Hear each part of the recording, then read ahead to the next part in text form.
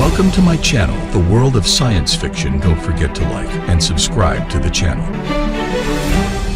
The shuttle bay smelled like recycled air and rust.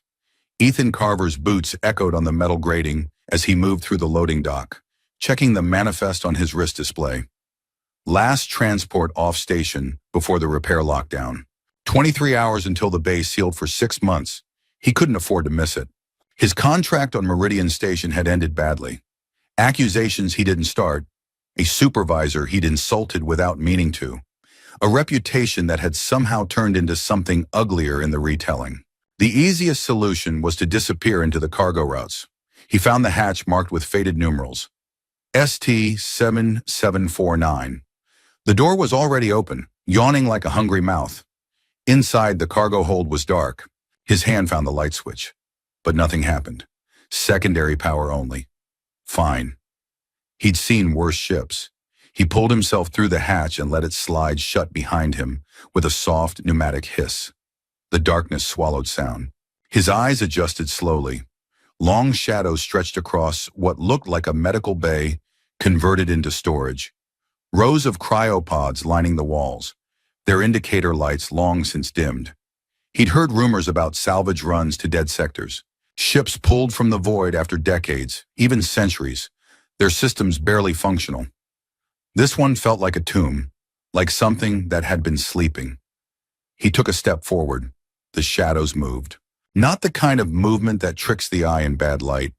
The kind where something that was motionless a second ago is suddenly, impossibly facing you. Ethan froze. A sound rose from the darkness. Not mechanical, not the groan of old metal. Human, female, a whisper that multiplied into dozens of whispers, filling the hold like wind through a canyon. A male, a male, a male. His breath caught in his throat. They emerged from the shadows like ghosts given substance. 24 figures, maybe more, sitting motionless along the curved walls. Blue skin, a deep, impossible blue, the color of depths, of things that lived without sunlight.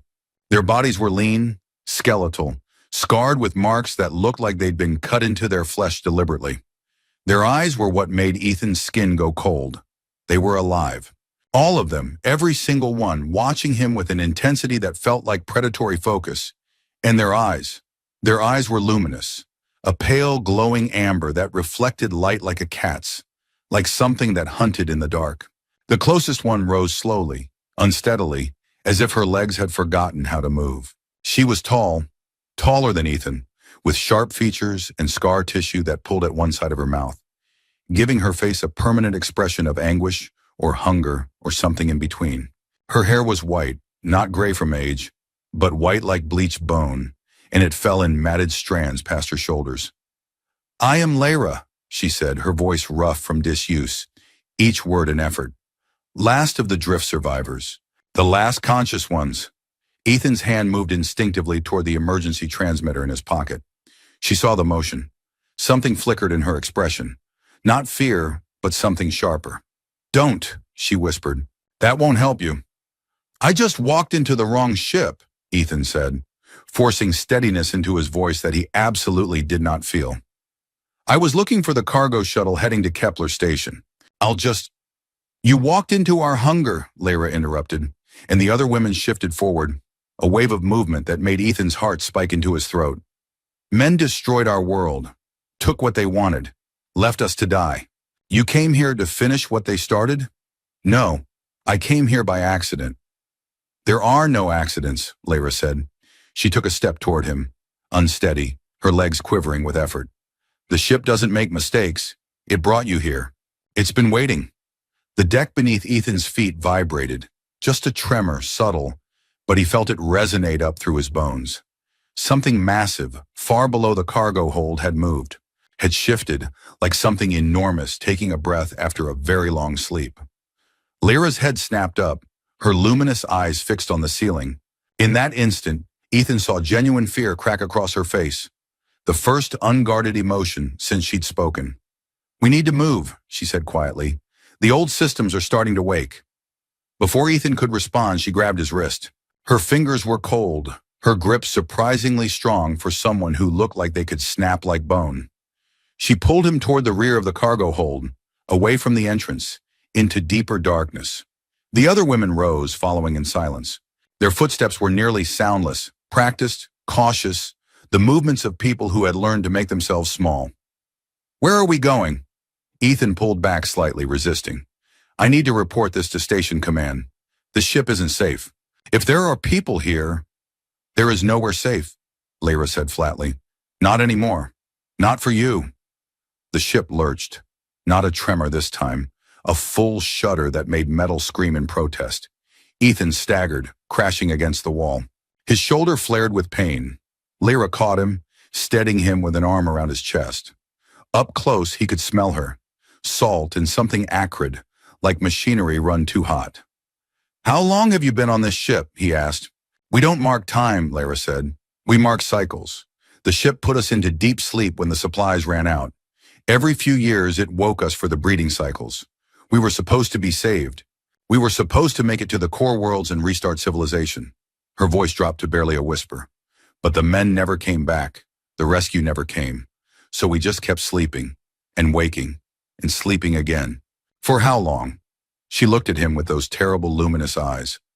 "We stopped counting after the 400 years. Ethan felt something twist in his chest. "That's not possible." "Not on the worlds you know," Lyra said. "But out here in the drift, time moves differently. Ships drift. People freeze. Systems keep running on half power for centuries, and nobody notices, because nobody's listening." The deck trembled again, heavier, deeper, like something massive turning over in its sleep. Lyra's face drained of color. "The hunger core," she whispered. "It's waking faster now." "What's the hunger core?" "The ship's breeding system," Lyra said. Her fingers dug into Ethan's arm. "When it decides there's a male present, it activates. It's been dormant for centuries waiting, but it doesn't go back to sleep easily." "I'm not staying," Ethan said. He pulled away from her, moving back toward the hatch. "I'm leaving this ship right now. I'll report this to—" The lights exploded on. Not gradually, all at once, emergency klaxons shrieking through the hold, every light shifting to deep red. A robotic voice boomed through speakers, distorted and ancient. "Biopulse detected. Biopulse detected. Selection protocol activated. Male presence confirmed. Male presence confirmed." Ethan spun toward Lyra. "What did you—" "I didn't do anything," she said, and now her voice carried genuine panic. "The core is doing this. It sensed you. It's starting the protocol." From the depths of the ship, something roared. Not mechanical sound. The roar of hydraulics under pressure, of metal screaming against metal, of something vast and hungry waking from a long, long sleep. The floor buckled beneath Ethan's feet. He stumbled, went to one knee. "Move!" Lyra grabbed him again, hauling him to his feet. The women scattered. Not in panic, too organized for that, too practiced, but with the efficiency of people running a practice drill. They poured toward the far end of the cargo hold, toward passages Ethan hadn't noticed in the darkness. Some of them glanced back at him as they ran, not with compassion, with something harder, with hunger of their own. Behind them, the rear wall of the cargo hold began to distort. Something massive was pushing against it from the other side, something that made the metal buckle and warp like clay. Ethan caught a glimpse of movement in the gap. Metallic limbs, scanning apparatus, the skeletal frame of something that had been built to hunt. "Hunter machines," Lyra spat. "The core built them millennia ago. They're supposed to select one survivor, one woman to breed with. The core keeps the others in reserve." "And the men?" Ethan asked, even though some part of him already knew. "The core was built to eliminate the competition," Lyra said. "Men are a threat to the breeding cycle. Men are always a threat." The hunter machines pulled themselves through the gap in the wall. There were 3 of them, skeletal frames of black metal, 8-legged, each one the size of a horse. They had no eyes, but something on their heads rotated, scanning. Thermal sensors, Ethan realized. They were looking for heat, for heartbeats. One of them locked onto him immediately. Its head snapped toward him with predatory precision. A targeting laser painted a red dot on his chest. "Run!" Lyra shoved him toward a maintenance corridor. "The core tracks biometric signatures. It's locked onto your pulse. If it latches onto you, if it gets close enough to calibrate your biosignature..." A laser cut through the air, where Ethan had been standing a millisecond before. The beam burned a hole through the cargo container behind him, the metal glowing red around the wound. Ethan ran. Lara was beside him, her longer legs eating up the distance, pulling him through the corridor as the hunters scuttled after them, their mechanical legs scratching against the metal floor like the sound of claws on bone. The corridor twisted and descended, taking them deeper into the ship's guts. The walls grew narrower, the air grew colder, emergency lighting flickered overhead, painting everything in staccato bursts of red. Behind them, the hunters' thermal sensors whined, searching, hunting. Ethan's lungs burned. His legs felt like they were going to give out. "How far?" he gasped. "Storage base 6, Lara said, semi-depressurized. The core can't lock thermal signatures in dead air. The hunters will lose your heat signature." They burst through a bulkhead door. Lara slammed it shut behind them and twisted the manual lock with all her strength. The hunters slammed against the other side, testing it, their sensors screaming in the darkness. The bay beyond was cold. Ethan could see his breath. The air was thin, recycled through broken systems, and it carried the smell of frozen water and something else. Something sweet and rotten, like flesh that had died a very long time ago. "What is that smell?" Ethan wheezed. Lara didn't answer. She was staring at something in the center of the bay. Cryopods. Dozens of them, arranged in neat rows like a cemetery. And through the frosted glass of each pod, Ethan could see shapes, bodies, women mostly, but his stomach dropped. There were male bodies too. "The previous cycles," Lara said quietly. "Every time the core woke us for breeding, there was a male, a prisoner, a slave. The core would force the mating, and then..." She gestured helplessly at the pods. "Then the male would die, or the core would kill him, and we would be put back into deep sleep. The survivors among us learned to hide, to pretend to be comatose, to not react when the core activated. Some of us made it through 40 breeding cycles. Some made it through 50. Ethan looked at the bodies in the pods. Some of them had been dead for so long that they were barely human anymore, just withered shapes under frost. Others looked fresher. One looked like he died very recently. "The last one," Lara said, following his gaze. "He didn't want to survive anymore. He refused to eat. He refused to move. The core tried to stimulate him through injection, through neural feed, through every method it had. But he just lay there and died." "How many cycles?" Ethan asked. "We stopped counting," Lara said again. "But looking at this..." She gestured at the rows of bodies. "Maybe 150, maybe 200. We were supposed to be humanity's hope. We were supposed to save the species. Instead, we became this." Her voice cracked. "We became the core's breeding stock, and every man they brought here became the core's victim." The hunters were still slamming against the bulkhead door, but the impacts were slowing, weaker. The cold was interfering with their thermal sensors, making it harder for them to lock onto a target. "We're safe here," Lara said. "For now.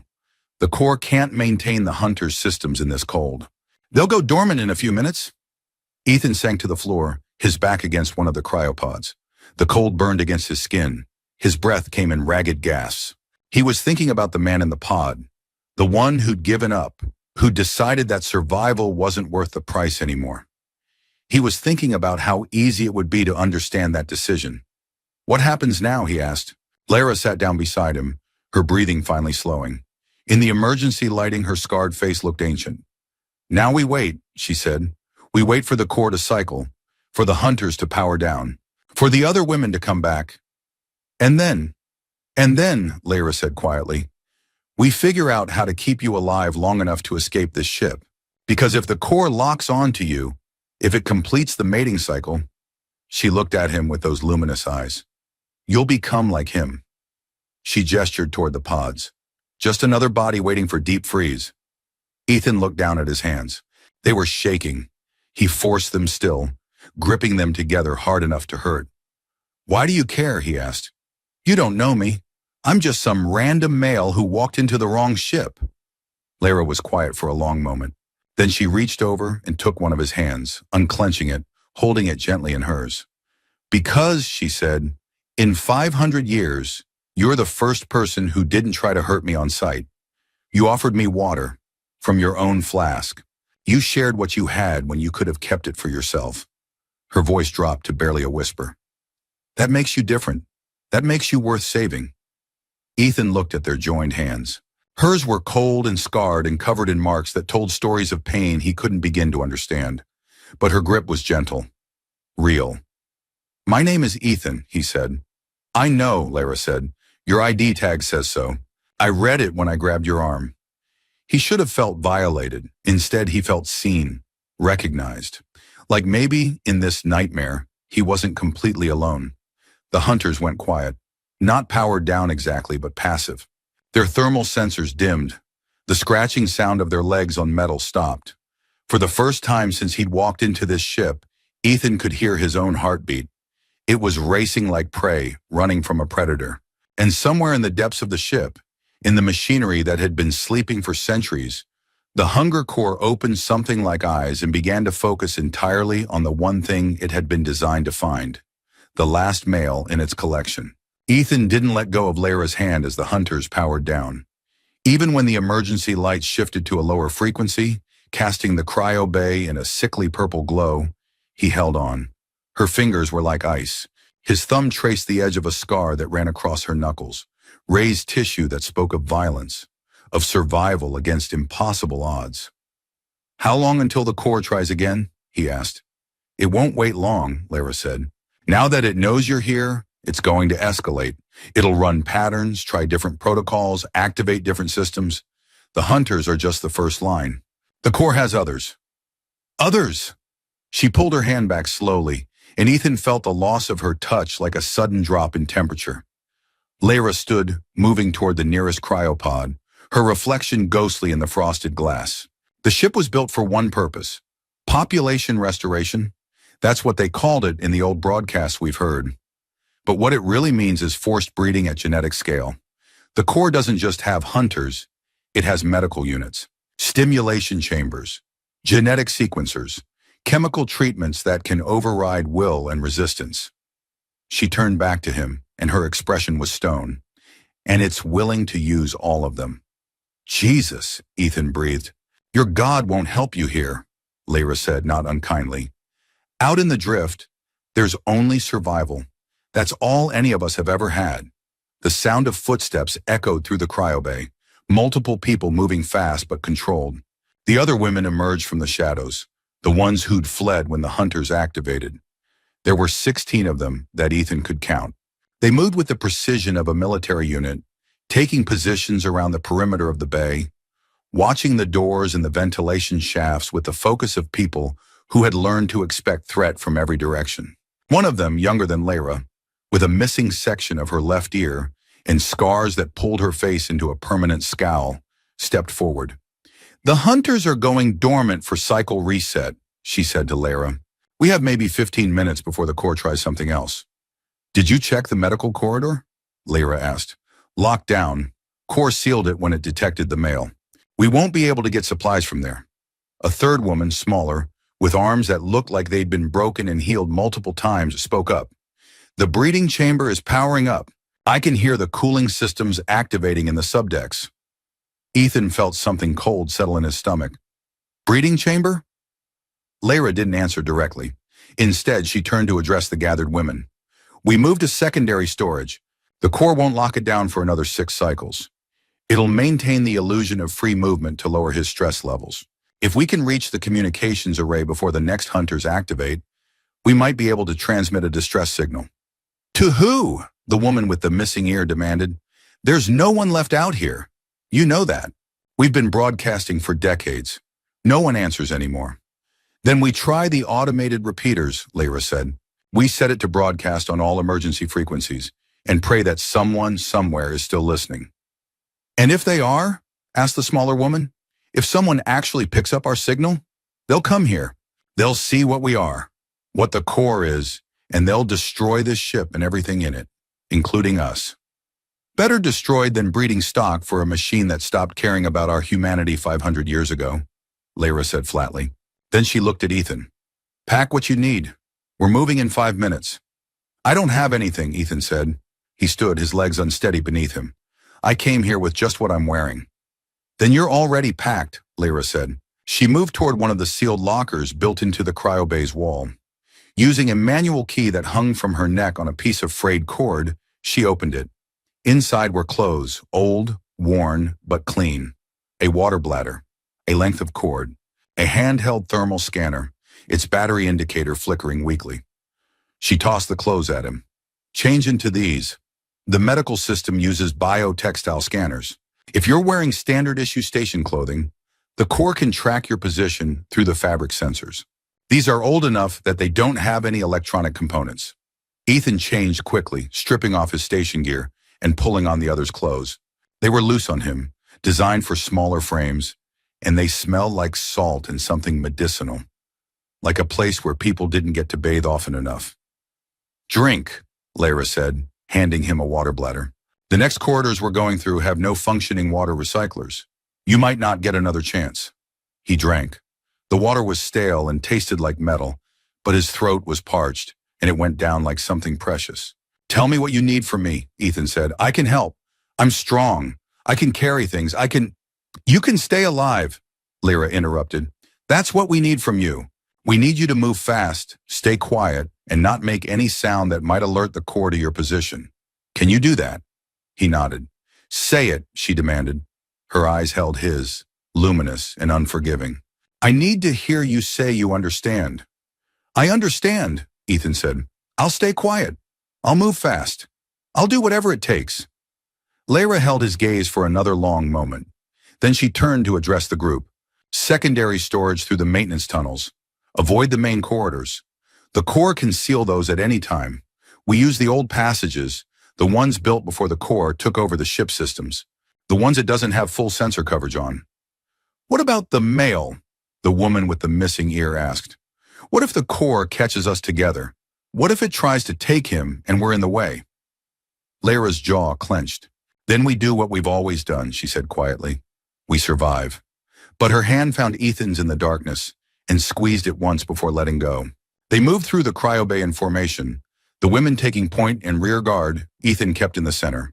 The missing ear woman, who Lara called Kessa, pried open a maintenance hatch in the floor, revealing a shaft that descended into blackness. One by one, they climbed down a rusty ladder, the metal cold and slick under Ethan's hands.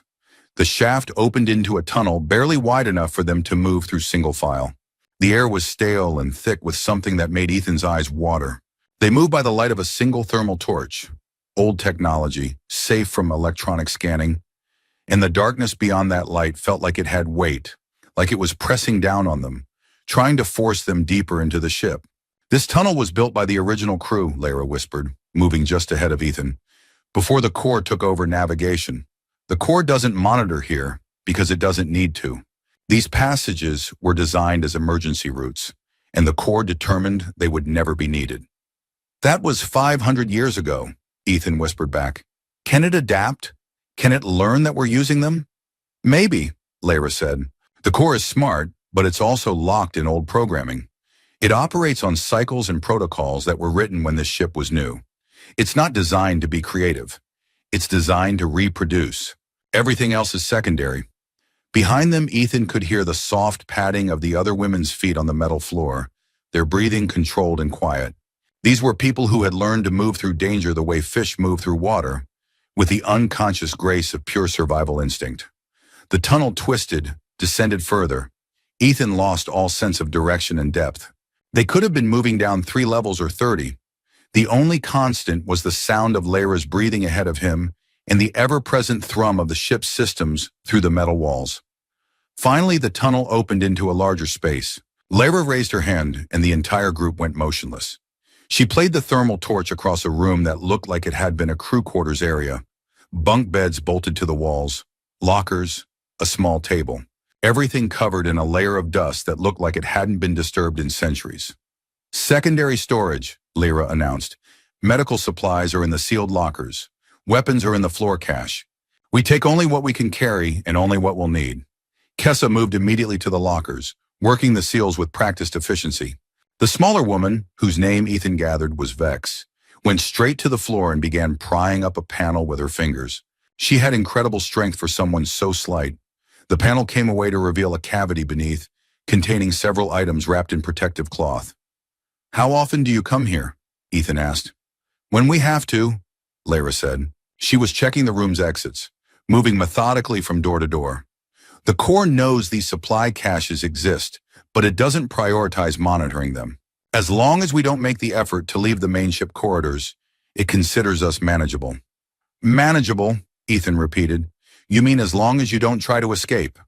Exactly, Lara said. She looked at him, and something sad and ancient flickered across her face. For 500 years, we've been in a stalemate with the Corps. We stay in designated areas, we don't interfere with the ship's basic systems, and the Corps leaves us mostly alone. We breed when it demands we breed. We sleep when it demands we sleep. And we pretend that's not a kind of death. Until I walked in, Ethan said. Until you walked in, Lara confirmed. She reached into one of the lockers and pulled out a medical injector, the kind used for broad-spectrum treatments. She checked the label, nodded to herself, and tucked it into her pocket. You changed the equation. The Corps wasn't expecting a male. It's not going to settle for stalemate anymore. Kessa handed out packages to the other women. Ethan saw what they were. Ration bars, water purification tablets, thermal regulation packs, and from Vex's cache, weapons. Not guns. The Corps would track energy signatures from those, but knives and sharpened implements, tools that could do damage with pure mechanical efficiency. We're not going to fight our way out, Lara said, reading Ethan's expression. These are insurance, last resort. The Corps controls this ship completely. We fight, we lose. What we're going to do is reach the communications array and send a signal. That's our only play. And if the Corps intercepts the signal? Ethan asked. Then we're already dead, Lara said with brutal honesty. So we might as well try. A sound echoed through the walls, not mechanical, but organic. A pulsing, rhythmic thrumming that made the metal of the ship vibrate. Ethan felt it through his bones. Lara's entire body went rigid. The Hunger Corps, she whispered. It's, calling. Calling what? Ethan asked. Us, Lara said. She moved to one of the room's portholes and peered through. In the darkness outside, Ethan could see shapes moving. Not the skeletal hunters from before. These were different. These were soft, organic shapes. Biological constructs, part flesh and part machine, drifting through the void between the ship's inner corridors like something between a jellyfish and a satellite. Breeding facilitators, Lara said, and now her voice carried genuine fear. The Corps is getting more aggressive. It's bringing in the heavy systems. The thrumming intensified. Every surface on the ship began to vibrate. In the lockers, equipment rattled. In the walls, something screamed. Metal under extreme stress, or maybe something alive. We need to move, Lara said urgently. We need to reach the communications array before the Corps seals off the main access points. Kessa, you take point. Vex, your rear guard. Everyone else, we move as one unit. And no matter what happens, you stay together. You separate, you die. The Corps will hunt you individually. They moved out of the crew quarters back into the main corridor, faster now, Lara abandoning stealth for speed. Behind them, Ethan could hear the sound of systems powering up, of machinery coming to life after centuries of dormancy. The ship was waking up. The Hunger Corps was waking up, and it was done with waiting. The corridor twisted upward. They were climbing through the ship's internal structure, moving toward the upper decks. Ethan's lungs burned. His legs felt like they were going to give out. But Lara kept pulling him forward, her scarred hand tight around his wrist. And the other women pressed close, their presence a kind of shield against the darkness. A bulkhead door ahead began to close. Kessa didn't slow down. She ran at it full speed and dove through the narrowing gap, rolling on the other side. The rest of them followed, squeezing through as the door descended, metal screaming against metal. Ethan made it through with inches to spare, feeling the hot wind of the closing door brush against his back. On the other side, the women were all breathing hard, all but vibrating with adrenaline. How much further? Ethan managed. 2 more decks, Lara said. The communications array is in the observation tower. It's one of the oldest systems on the ship, built before the Corps became self-aware. The Corps should have minimal control over it. Should have, Vex said, and even through her fear, there was bitter humor in her voice. They climbed a maintenance ladder, pulling themselves upward hand over hand. The rungs were slick, not with water, but with something viscous and warm. Ethan didn't want to think about what, didn't want to know. They emerged into a corridor that was different from the others, cleaner somehow, with walls that showed signs of actual maintenance. The emergency lighting here was slightly brighter, and through the portholes, Ethan could see the stars. Vast and terrible and beautiful, the drift spread out around them like an ocean of emptiness. "We're close," Lyra said. She was barely breathing hard now, as if fear had burned away her exhaustion. "The observation tower is at the end of this corridor. Once we reach it, we can lock it down and send the signal." She started moving, and the rest of them followed. They'd made it maybe 30 meters when every light on the ship went red. An alarm screamed through the corridors, not a warning, but something worse, something triumphant. A mechanical voice boomed through the speakers. "Male location confirmed. Breeding cycle initiated. Isolation protocol activated. All personnel to designated breeding chambers. Failure to comply will result in forced compliance." The bulkhead doors on either side of the corridor began to descend. Lyra grabbed Ethan's arm and ran, pulling him forward. The other women ran with them, their footsteps pounding on the metal floor like a heartbeat. One of the doors came down too fast. Kessa barely made it through, and the woman behind her, smaller, younger, didn't. The door struck her across the midsection, and she went down hard. Her scream cut short as the door sealed, trapping her on the other side. "No!" Ethan spun around, but Lyra wrenched him forward, dragging him away from the sealed door, away from the woman's muffled screams on the other side. "We can't save her!" Lyra shouted. "If we stop, we all die. We can't leave her. She's already gone." Lyra's face was a mask of anguish and fury and desperation. "The Corps has her now. If we go back, it takes us too. Everyone dies. Is that what you want?" The observation tower loomed ahead. The final door was already closing. Lyra put on a final burst of speed and threw herself through the opening, dragging Ethan with her. The door sealed behind them with a bang of finality. They were inside. The observation tower was small, cramped, filled with ancient equipment that glowed with faint status lights. And through the portholes, Ethan could see the entire universe. The ship's trajectory marked out in faint red lines. The nearest settlement visible as a pale dot of artificial light 50 million kilometers away. Lyra was already moving toward the communications console, her hands flying across the controls. Some of them lit up at her touch. Others remained dark, unresponsive. "It's been too long," she muttered. "The power coupling's offline. We need to reroute through the emergency systems." "There's no time," Kessa said, pointing back at the door. Through the small porthole, they could see movement. The breeding facilitators gathering on the other side. Their soft, gelatinous bodies pressed against the door, testing it, looking for a way through. "I know there's no time," Lyra snapped. Her fingers were shaking as she worked the console. "That's why I'm going faster." Something crashed against the door. The breeding facilitators were trying to force their way through, their bodies impacting the metal with sickening wet sounds. The console sparked. A light flared green. "We're live," Lyra breathed. "We're actually live. Oh my God, we're..." She reached toward the transmit button. And the Hunger Corps' voice filled the observation tower, not through the speakers, but through the walls themselves, vibrating through every piece of equipment, through the very structure of the ship. "Lyra, you betray your purpose." Lyra's hand froze inches from the transmit button. "The male is for reproduction. You are for reproduction. This is your function, your only function." "No," Lyra whispered.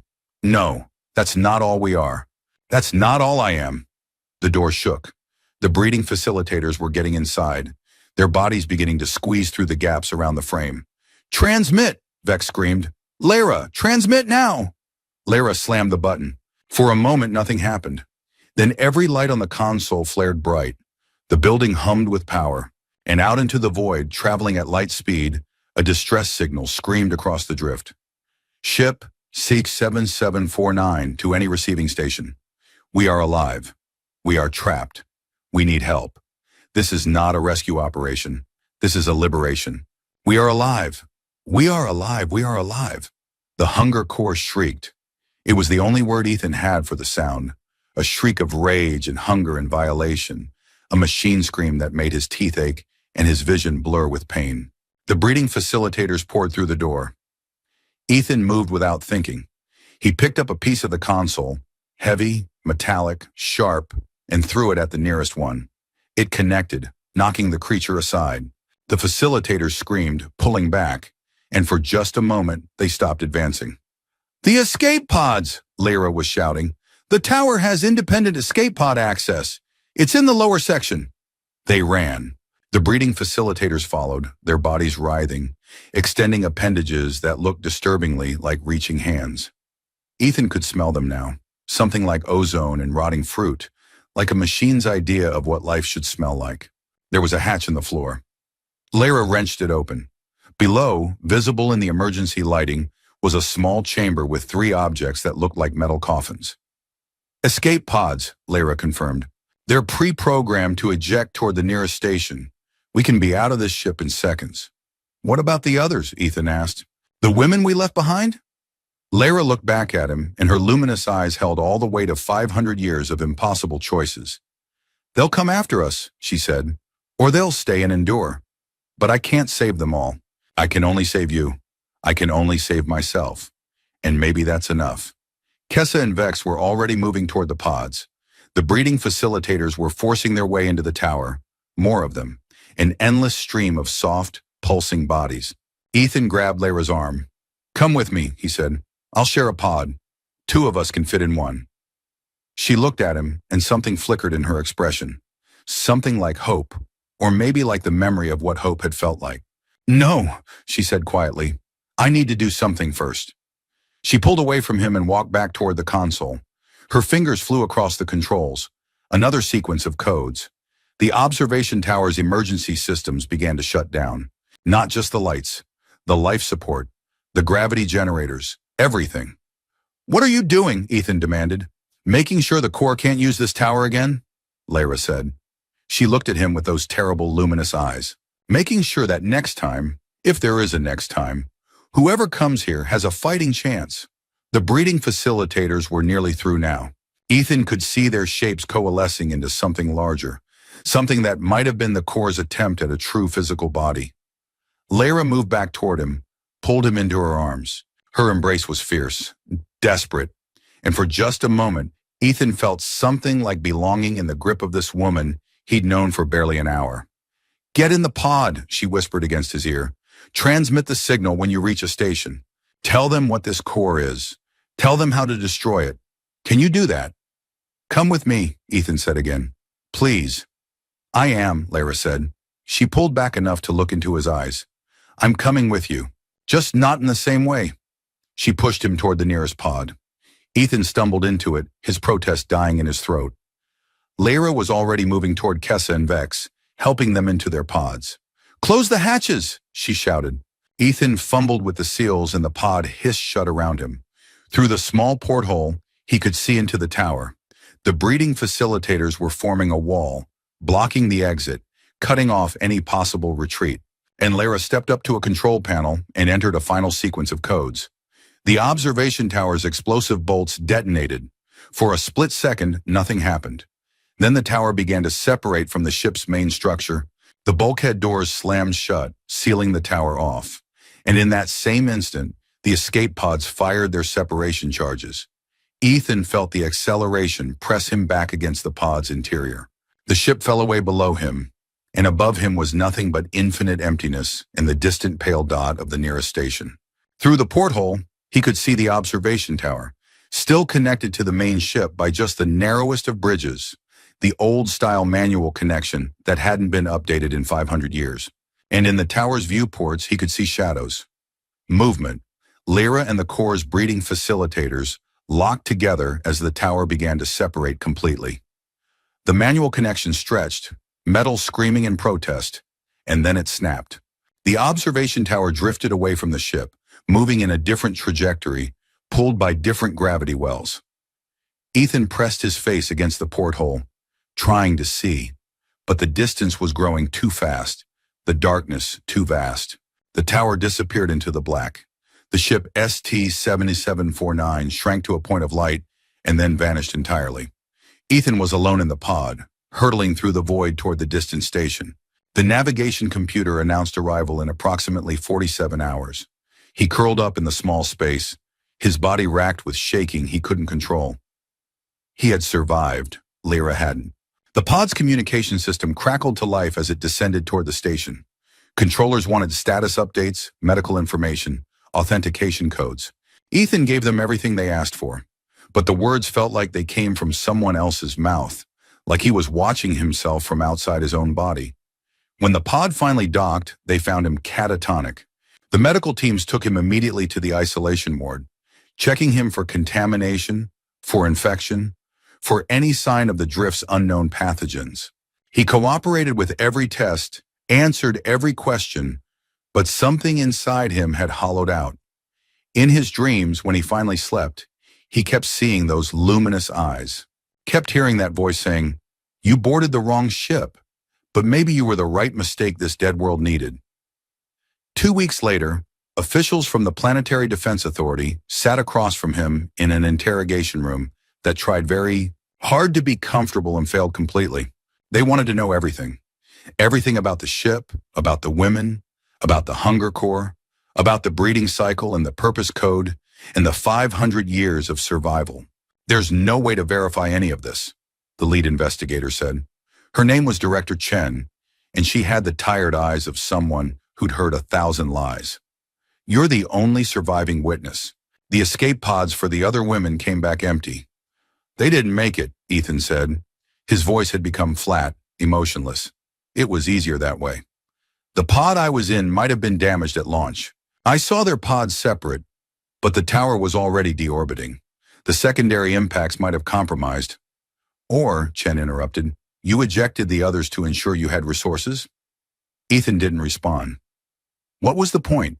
His and Lyra's actions didn't matter to these people. Only the data mattered. Only whether the story could be verified. "The distress signal your ship transmitted," Chen continued, "we've been tracking its propagation. You sent out a repeating message at multispectrum frequencies. That was very clever, very intentional."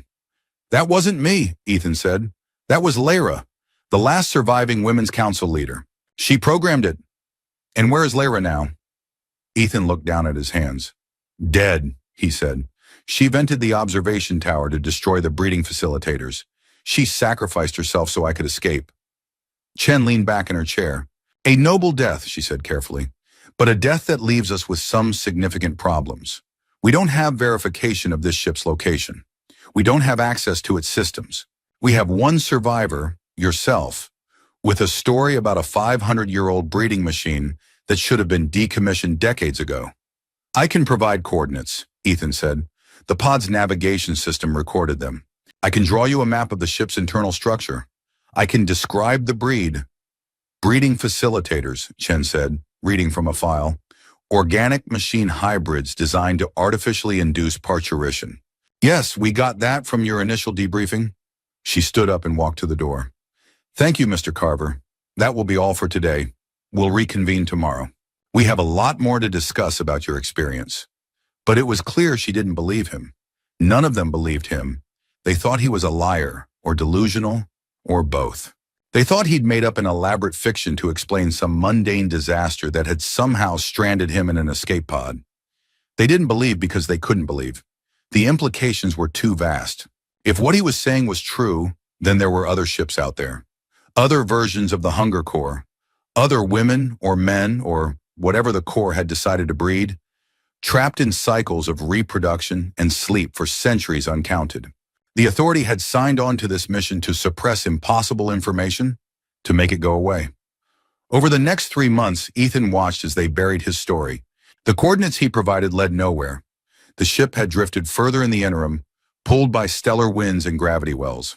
The distress signal, when they analyzed it, contained corrupted data sections that seemed to indicate a software malfunction rather than an intentional transmission. The escape pods that had come back empty were presumed lost due to re-entry failure. And Ethan, certified as mentally sound by the psychiatric boards, was quietly offered a significant financial settlement and a non-disclosure agreement. He took it. He had no choice. Lyra had died so he could carry this information to the world, and the world had decided it was more convenient if he stayed silent. He was sitting in his new residential quarter, in a different city on the station, trying to figure out how to spend the rest of a life that didn't feel entirely real anymore, when the message came through. It was routed through 17 different proxy servers, crypted with a cipher that Ethan didn't recognize, but somehow understood anyway. A message that shouldn't have been possible. From a dead woman, 500 years old, who had sent him out into the void so that one of them might survive. The message was short. The tower didn't deorbit. I didn't die. The core is still searching, and now it's searching while fully awake. The authority knows what I am, what this threat represents. That's why they're silencing you. They want to use the core's breeding cycles for their own purposes. By the time you see this, the authority has already dispatched its own ship. They're going to try to reprogram the core. They're going to fail. And when they do, this system will have the worst biological weapon ever created descending on civilian populations. You have one chance to stop this. One chance to finish what we started. The coordinates are encoded below. Come alone, come armed. Come ready to do what needs to be done. Ethan stared at the message. It was impossible. Lyra should be dead, should be drifting in the observation tower, her body already beginning to decay in the vacuum of space. But then he realized something. In the rush to escape, in the chaos and fear, he'd never actually seen Lyra die. He'd only assumed she had, based on distance and circumstance, and the reasonable belief that no one could survive the separation of an observation tower from the main ship. What if she hadn't? What if the tower was equipped with emergency life support systems? What if... He cut off the thought. Speculation was useless. What mattered was the choice in front of him. He could stay in his comfortable apartment, take the authorities' money, spend the rest of his life knowing that he'd failed the one person who had treated him as something more than a predator. He could let the core reproduce, let it spread, let it create whatever horrors a machine with 500 years of accumulated hunger could dream up. Or he could go back. Ethan looked at the message one more time, memorizing the coordinates.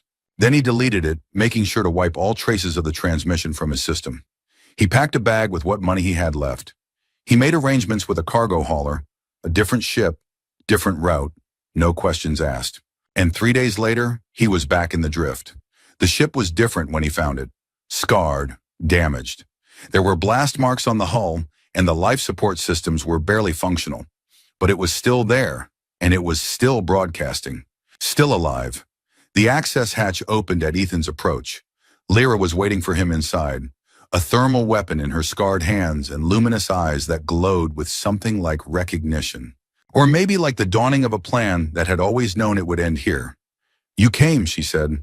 I came, Ethan confirmed. She smiled, a terrible, beautiful expression on that scarred face. Good, she said, because the authorities' ship just arrived.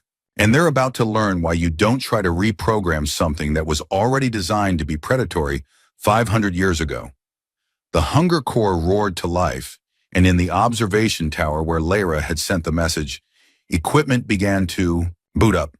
Equipment designed not for breeding, but for something worse.